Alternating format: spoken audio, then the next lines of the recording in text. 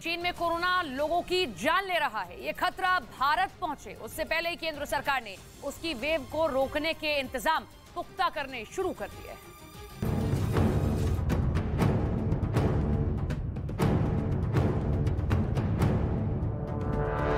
चीन में जो ओमिक्रॉन का सब वेरिएंट BF.7 कहर बरपा रहा है, वो BF.7 भारत में भी दस्तक दे चुका है। इंसाकॉग डेटा के मुताबिक भारत में अब तक BF.7 के 4 केस मिल चुके हैं। भारत में गुजरात और ओडिशा में ये वेरिएंट मिला है। इनमें जुलाई में 1, सितंबर में 2 और नवंबर में 1 केस सामने आए थे।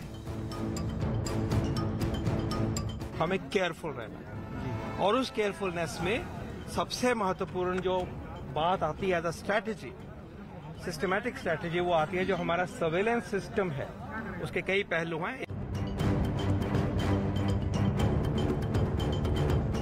भारत में कोविड-19 के मामलों में लगातार गिरावट आ रही है। 21 दिसंबर 2022 की सुबह 8 बजे केंद्रीय स्वास्थ्य एवं परिवार कल्याण मंत्रालय के जारी आंकड़ों के मुताबिक पिछले 24 घंटे के दौरान देश में 131 नए मामले सामने आए। इसमें पहले 20 दिसंबर को 112 नए मामले सामने आए थे, जबकि 19 दिसंबर को 135 नए मामले मिले थे। 1 नवंबर को 1046 नए मामले दर्ज किए गए थे। आंकड़ों के लिहाज से भारत में अब सक्रिय मामलों की दर 0.01% है, जबकि रिकवरी रेट 98.8% पर पहुंच चुका है। हर रोज कोरोना मरीजों के मिलने की सूची में भारत फिलहाल 51वें नंबर पर है। भारत में अभी 4,527 कोरोना मरीजों का इलाज चल रहा है और एक्टिव केस के मामले में भारत दुनिया में अभी 90वें स्थान पर है।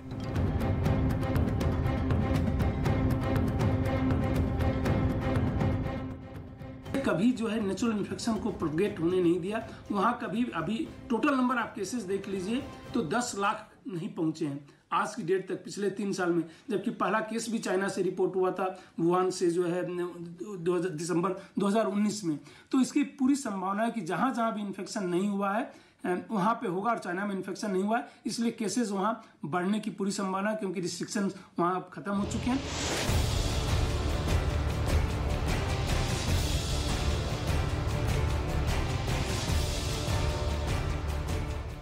चीन समेत दुनिया के कई देशों में कोरोना के बढ़ते मामलों को देखते हुए भारत में भी केंद्रीय स्वास्थ्य मंत्री मनसुख मांडविया ने एक उच्च स्तरीय बैठक की और लोगों से एहतियात बरतने की अपील की। भारत सरकार ने कोरोना के नए वेरिएंट की जांच के लिए पॉजिटिव मामलों की जीनोम सीक्वेंसिंग फिर से शुरू कर दी है। केंद्र सरकार के आदेश के बाद पुणे और मुंबई में जीनोम सीक्वेंसिंग के लिए पॉजिटिव सैंपलों को जुटाया जा रहा है। इसके अलावा इंदिरा गांधी अंतर्राष्ट्रीय हवाई अड्डे पर एक बार फिर से रैंडम जांच शुरू की जाएगी। कोरोना प्रभावित देशों से आ रहे लोगों की अनिवार्य रूप से जांच की जाएगी और अगर किसी में लक्षण पाए जाते हैं तो उसे क्वारंटीन कर दिया जाएगा। वीक ऑफ प्रिकॉशन डोज जो है वो मैंडेटेड है, गाइडेड है, और उसको आप लीजिए। अगला पॉइंट ये आता है कि हमें इसके अलावा भी जनरल प्रिकॉशंस लेनी है, जो कि कोविड अप्रोप्रिएट बिहेवियर की बात हम करते हैं। उसकी एडवाइजरी अभी भी हम क्या कहते हैं कि अगर हम क्राउडेड प्लेस में हैं, चाहे बाहर, जैसे मैं अब क्राउडिंग में आ गया हूं, तो मुझे मास्क लगाना है।